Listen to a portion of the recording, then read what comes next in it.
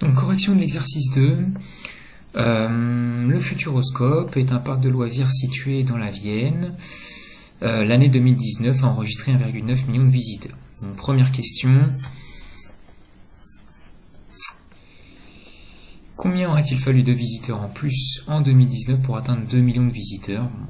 Question vraiment pas compliquée, on va faire 2 millions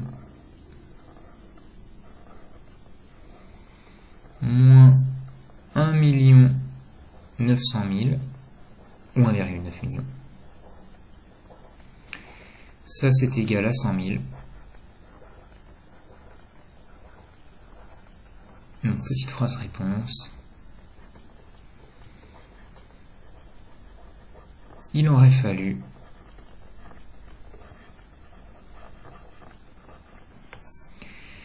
$100 000 visiteurs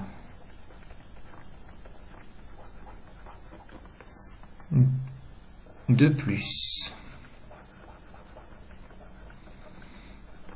en 2019 pour atteindre 2 millions de visiteurs. Question 2. L'affirmation « il y a eu environ 5200 visiteurs par jour en 2019 » est-elle vraie? Justifiez la réponse.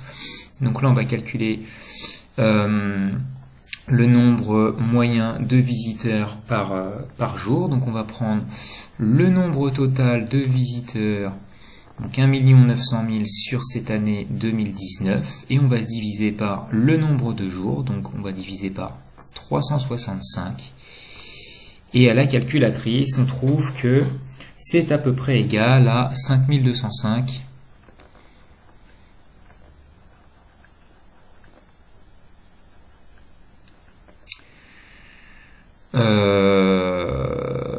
donc on est proche de 5200, hein, donc l'affirmation est vraie.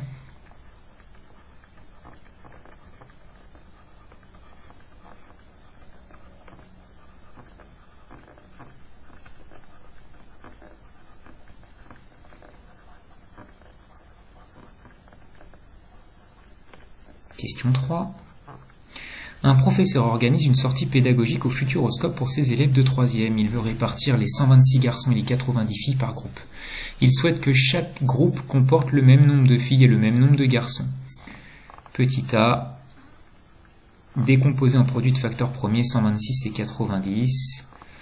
Donc 126 c'est un nombre pair, c'est 2 fois 63. 63 c'est 9 fois 7, donc c'est égal à 2 fois 9 fois 7. 2 et 7 sont des nombres premiers, mais 9 n'est pas un nombre premier, donc je vais le décomposer en 3 fois 3. Et là, j'ai bien écrit 126 en produit de facteurs premiers, 2, 3 et 7 sont des facteurs premiers.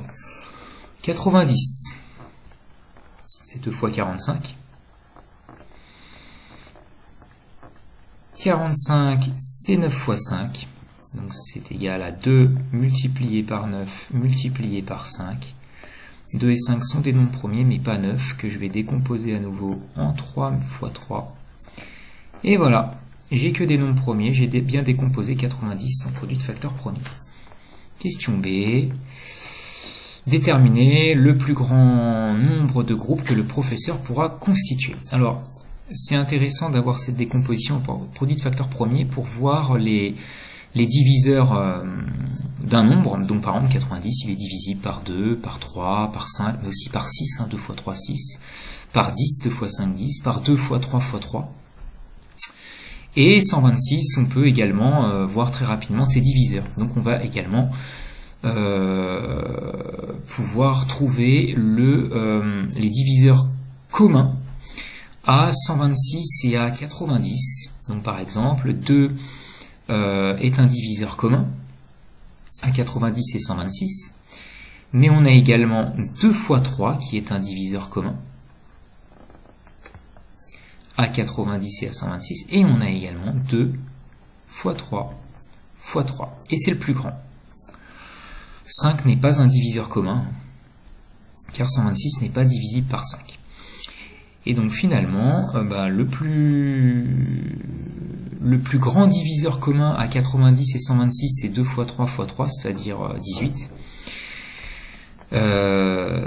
Donc 18, allez, on va mettre entre parenthèses, qui est égal à 2 fois 3 fois 3, est le plus grand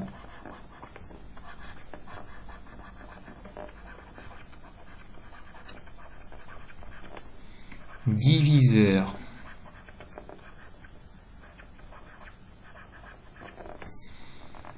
commun au nombre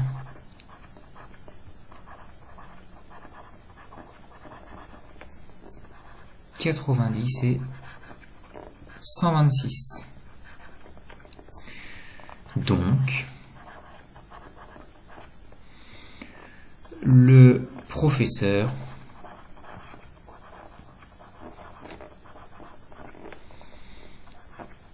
pourra constituer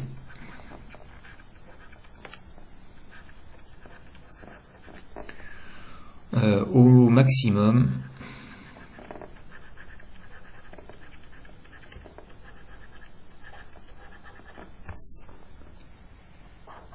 18 groupes.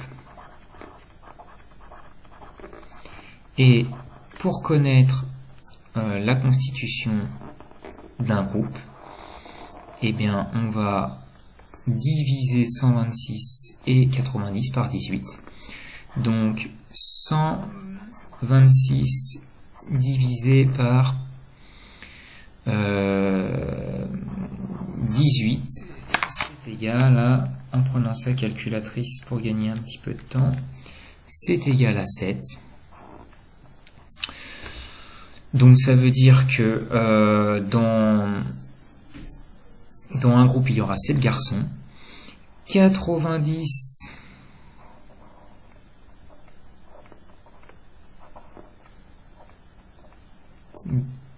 divisé par 18, c'est égal à 5. Donc ça veut dire que dans un groupe il y aura 5 filles. Il y aura 7 garçons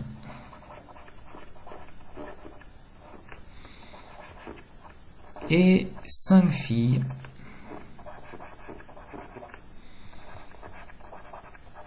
dans chaque groupe.